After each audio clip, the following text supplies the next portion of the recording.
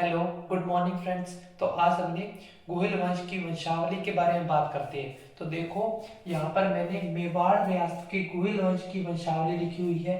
गोहिल वंश में सबसे पहले अगर कोई व्यक्ति हुआ था तो वो हुआ था गुहिलोत या गुहिलादित्य। 566 ईस्वी में गोहिल वंश का संस्थापक, आदि पुरुष या मूल पुरुष कहा जाता है इसको। इसने गोहिल वंश की स्थापना की थी। गोहिल के बाद में दूसरे नंबर पर जो व्यक्ति था वो था नागादित्य। ये गोहिल वंश की 8वीं पीढ़ी में हुआ था और नागादित्य का 3 वर्ष का बेटा था। और नागादित्य का 3 वर्ष का बेटा था कालभोज या मालभोज। इसने 1734 से, इसका जो समय है वो 1734 से 1753 ईस्वी है।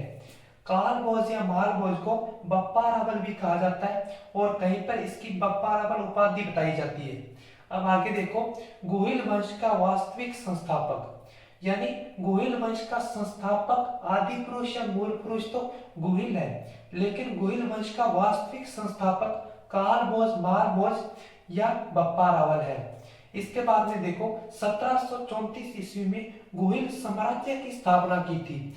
जो बप्पा रावल है या कालभोज या मालभोज है, इसने गोहिल साम्राज्य की स्थापना की थी। इसके बाद में देखो, राजधानी नागदा, जो नागदा को राजधानी बनाया था तो वो कालभोज या मालभोज ने बनाया था। अब आगे देखो, इसके बाद में आगे हुआ था अलहट या अलहड़। इसने उपाधि धारण की थी आलू रावल की। राजधानी इसने बनाई है आहड़ को। इसके बाद में आगे हुआ रण सिंह। 1158 ईस्वी में रण सिंह के पिता का नाम था विक्रम सिंह और गोहिल वंश 2 शाखाओं में बंट गया। तो रण सिंह के टाइम में जो गोहिल वंश था वो 2 शाखाओं में बंट गया।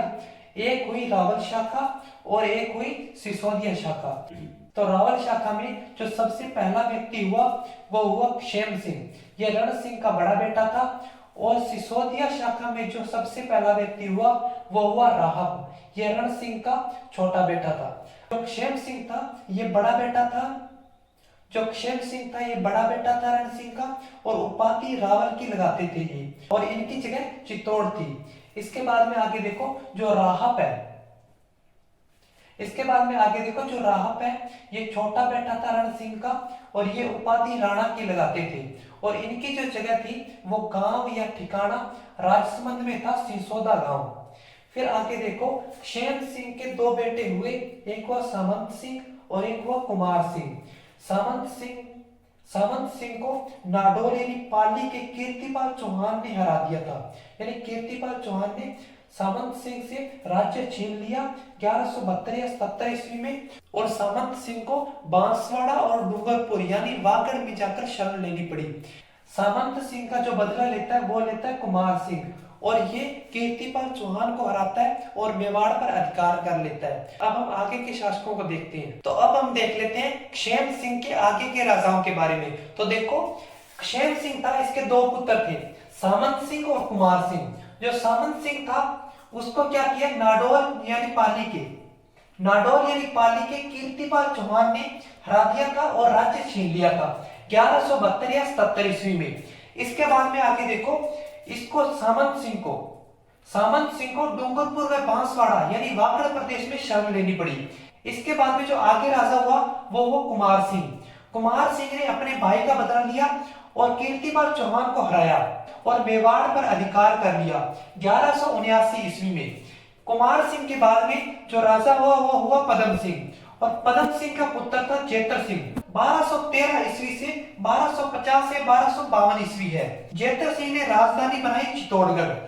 और जेतर सिंह के बाद में जो राजा हुआ वो हुआ तेज सिंह जेतर सिंह का पुत्र था। 1250 से 52 से 1273 ईस्वी।